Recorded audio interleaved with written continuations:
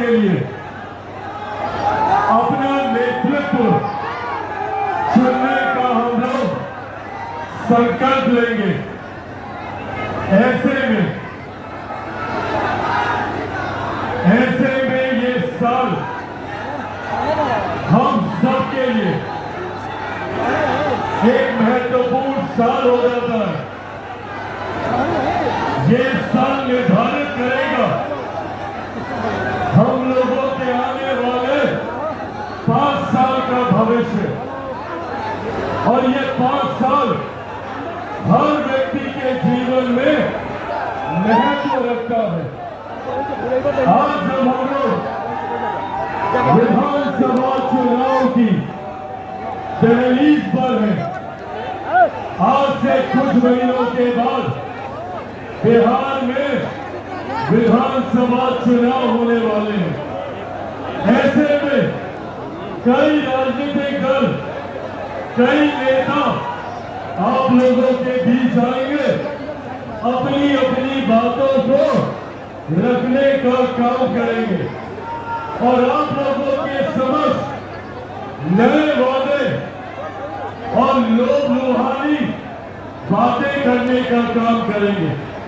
पर मैं चाहूंगा कि जब ये लोग आप लोगों के बीच आए तो आप लोग इनसे प्रश्न जरूर कीजिएगा कि इतने सालों में इन लोगों ने हम लोगों के लिए क्या किया। आजकल एक केंद्रीय नेता है जो दिल्ली से आते हैं और हमारे बिहार को, मेरे बिहार को अपराध का घर बताते हैं, अपराध का कैपिटल बताते हैं। जरा पूछिएगा उन नेता से, क्योंकि चुनाव के वक्त भी वो आप लोगों के बीच आएंगे। वो एक ऐसे दल के नेता हैं जिनकी पार्टी लंबे समय तक बिहार में सत्ता में थी। बिहार तो बिहार केंद्र में लंबे समय तक सत्ता में थी। कांग्रेस ने लंबे समय तक केंद्र और बिहार में शासन करने का काम किया, और आज जब कांग्रेस के युवराज बिहार आते हैं और मेरे बिहार को अपराध का घर बताते हैं, तो पूछने की जरूरत है राहुल जी से कि भैया आप बताइए, आपके जमाने में बिहार क्या था। हम लोग जब जंगल राज की बात करते हैं तो जंगल राज में सिर्फ लालू जी का 15 साल का शासन नहीं था। जंगल राज में, जंगल राज के वक्त कांग्रेस का भी शासन उसमें समाहित था। याद कीजिए कर्पूरी ठाकुर जी का वो दौर, जिन्होंने दलितों, शोषितों, पीड़ितों को आवाज देने का काम किया। कर्पूरी ठाकुर जी जिन्होंने सही मायने में सामाजिक न्याय की व्यवस्था को बल देने का काम किया। और कांग्रेस ने क्या किया? कांग्रेस ने कर्पूरी ठाकुर जी की सरकार को हटाकर अपना जंगल राज लाने का काम किया।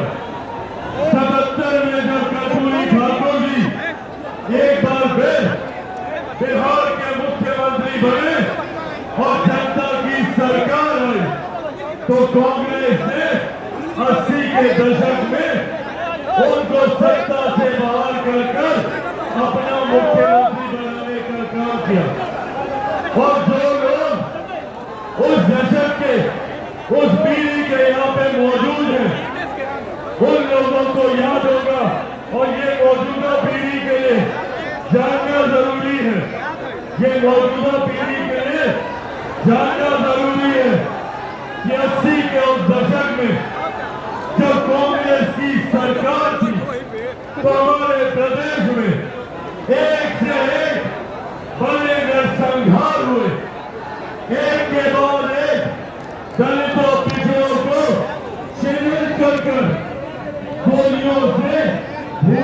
का काम किया। 80 का वो दशक जिसने दल संग्राम की शुरुआत की, 90 के वो दशक जिसमें लालू जी की सरकार आई, ये दौर, ये सिलसिला कायम रहा। जिस जंगल राज की हम लोग बात करते हैं, वो जंगल राज 15 साल का नहीं, वो जंगल राज 25 सालों का है।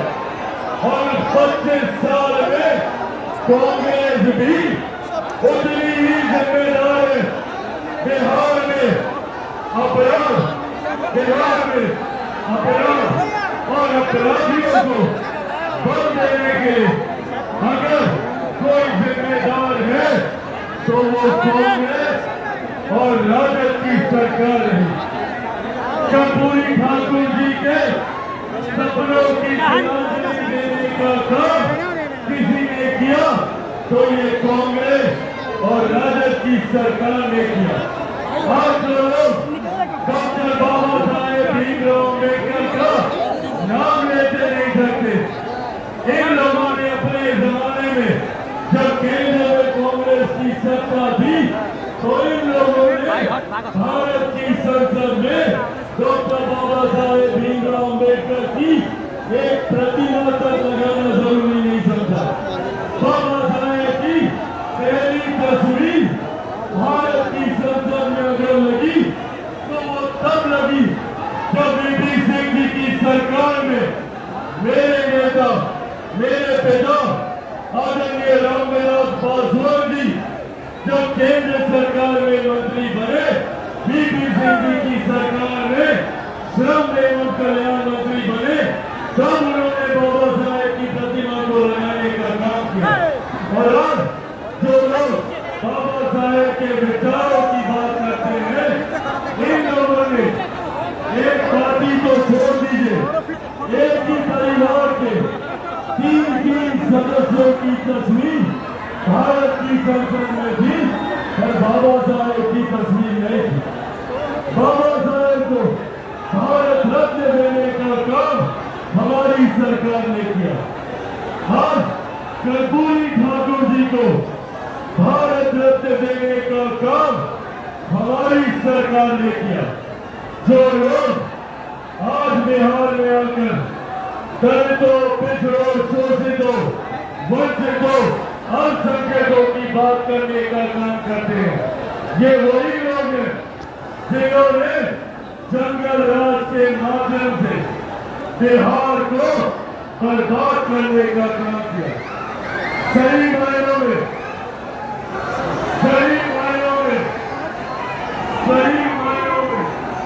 अगर किसी ने बाबा साहेब भीमराव अम्बेडकर, कर्पूरी ठाकुर जी, इनके सपनों को आगे लेकर जाने का काम किया तो वो हमारी केंद्र की सरकार, मेरे प्रधानमंत्री आदरणीय नरेंद्र मोदी जी द्वारा किया गया।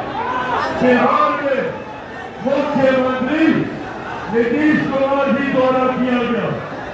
आज अगर बिहार में लोग वापस आने की सोच रखते हैं, अगर चिराग पासवान ये चाहता है कि बिहार से बाहर गए हुए लोग वापस बिहार आए, तो उस व्यवस्था को तैयार करने का काम हमारी कमल रंजन की सरकार के द्वारा किया जाना है। जहां केंद्र में इसका नेतृत्व मेरे प्रधानमंत्री आदरणीय नरेंद्र मोदी जी कर रहे हैं, तो बिहार में मुख्यमंत्री नीतीश कुमार जी के द्वारा किया जा रहा है। साथियों, मेरा सपना है, मैं चाहता हूं कि बिहार के किसी युवा को बिहार छोड़कर बिहार से बाहर शिक्षा या रोजगार के लिए न जाना पड़े। मैं चाहता हूं कि बिहार में ही एक से एक शैक्षिक संस्थान खुले। मैं चाहता हूं कि बिहार में ही रोजगार के अवसर मिले, यहाँ पे कारखाने खुले। इस व्यवस्था निर्माण की सोच के साथ बिहार को स्वस्थ और बिहारियों को स्वस्थ बनाने की सोच के साथ आगे बढ़े।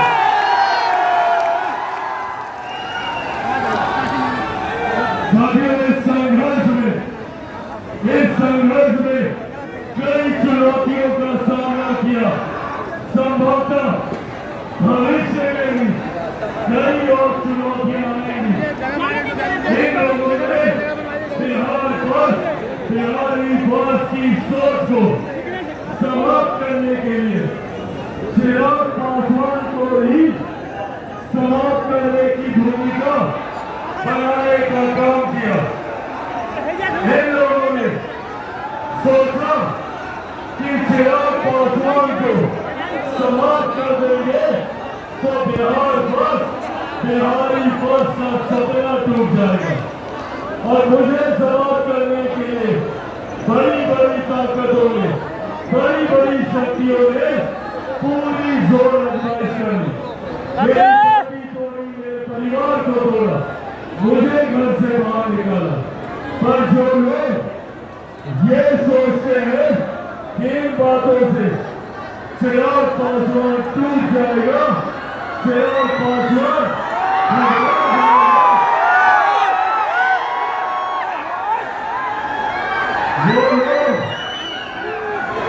वो लोग भूल जाते हैं कि चिराग पासवान शेर का बेटा है।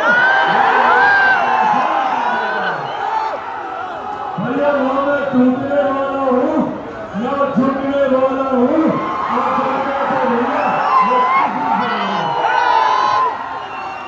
जितनी ताकत आजमानी है आजमा ले। जब तक बिहार को विकसित राज्य नहीं बना दूंगा तब तक मैं भी चैन की सांस नहीं लूंगा। ये बात आप बता सकते हैं। साथियों, इस वादे को पूरा करने में मुझे जरूरत है आप सबके साथ की। आप सब जानते हैं कि चिराग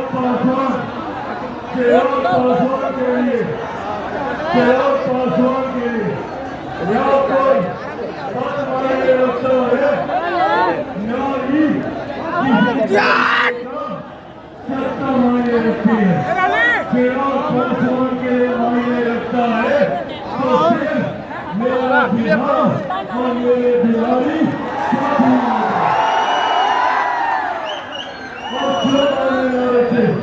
आप लोगों ने तब मेरा साथ दिया जब मेरे अपने मेरा साथ छोड़ा। आप लोगों ने तब मुझे सहारा दिया जब मेरा अपना कोई नहीं था। जब मेरे नेता मेरे पिता का निधन हुआ तब आप लोगों ने पिता बनकर, महिलाओं ने मेरी मां बनकर मेरे आंसू पोंछने का काम किया।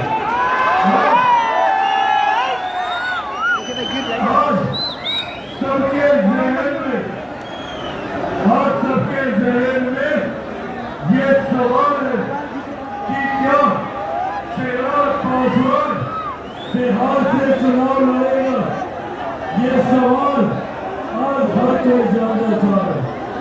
इसका भी मैं जवाब दूंगा, पर इसका जवाब देने से पहले मैं आप लोगों को बताना चाहता हूँ कि मैंने हमेशा मेरे बिहार और मेरे बिहारी साथियों के लिए अपना सर्वोच्च निछावर करने का संकल्प लेकर निकला। 2020 में सिर्फ और सिर्फ बिहारी अस्मिता के लिए, बिहारी स्वाभिमान के लिए चिराग पासवान ने बिना सोचे अकेले चुनाव लड़ने का फैसला लिया, क्योंकि आप लोग चाहते थे कि मैं अकेला चुनाव लड़ूं और बिहार को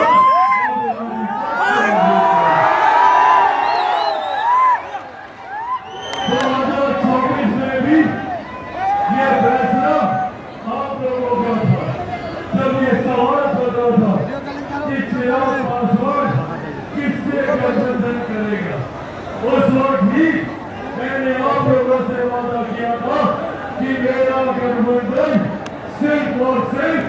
बिहार की जनता के साथ है।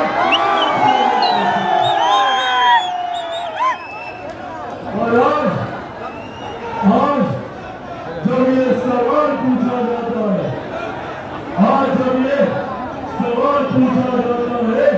कि क्या चिराग पासवान बिहार से विधानसभा का चुनाव लड़ेगा, तो हाँ, मैं बिहार से चुनाव लड़ूंगा।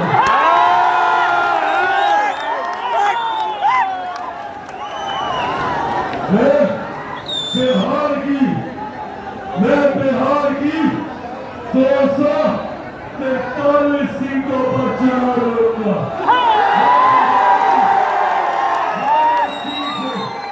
बिहार को फर्स्ट और बिहारियों को फर्स्ट बनाने के लिए चुनाव लड़ूंगा।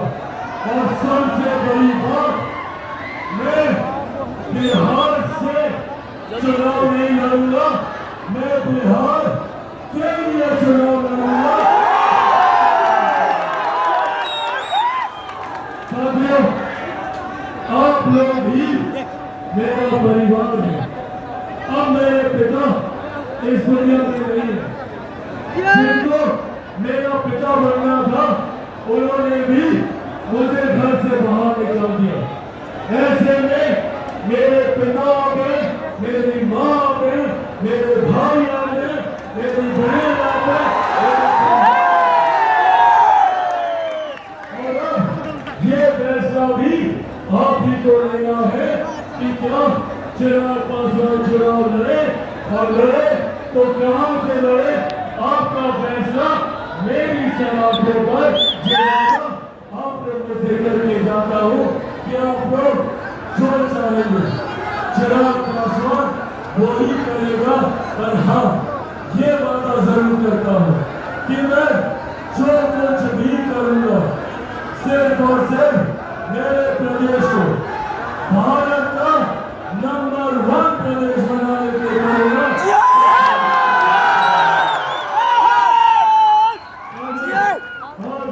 केंद्र की सरकार, बिहार की सरकार, मुख्यमंत्री नीतीश कुमार जी के नेतृत्व में केंद्र में प्रधानमंत्री नरेंद्र मोदी जी के नेतृत्व एक के बाद एक विकास की योजनाओं के माध्यम से हमारे राज्य को विकसित बनाने का कार्य करें। 2047 तक जब मेरा देश विकसित बनेगा, तो बिहार का हर एक जिला, हर एक प्रखंड, हर एक पंचायत, हर एक गांव विकसित करेगा। और इस विकास की राह पर मुझे आप सबके साथ, आप सबके सहयोग की जरूरत है। मैं जिस लक्ष्य के साथ चला हूं, बिहार को विकसित राज्य बनाने का लक्ष्य, उसमें चिराग पासवान अकेला कुछ नहीं कर सकता।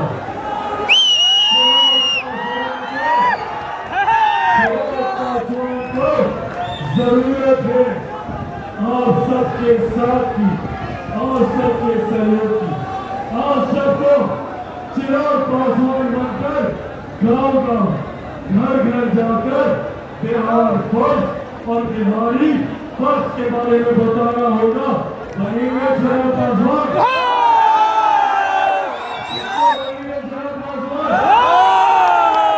ऐसे नहीं, दोनों हाथ उठाकर बताइए, बनेंगे चिराग पासवान।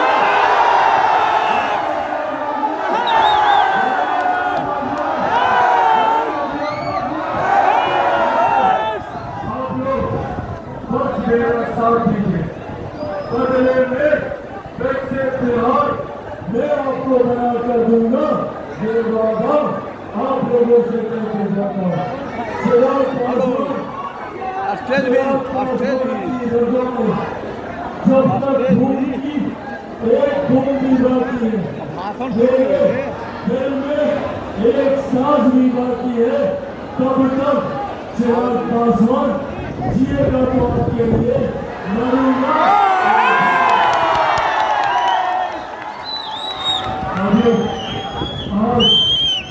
आप लोग बिहार के 7 जिलों से एकजुट होकर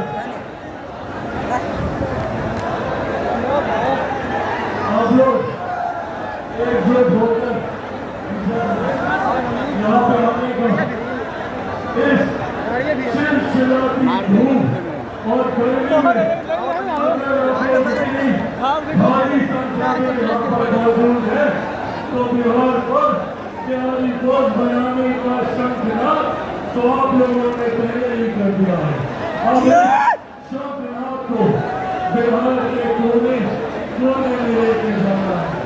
आज इस कार्यक्रम में जहाँ मौजूद हर एक व्यक्ति का मैं दिल से धन्यवाद करता हूँ तो यहाँ पर इस कार्यक्रम को सफल बनाने में अहम भूमिका निभाने वाले मेरे तमाम साथी इसमें मंच की अध्यक्षता कर रहे राजेश्वर पासवान जी, संचालक कर रहे श्री विजय सिंह जी, मौजूद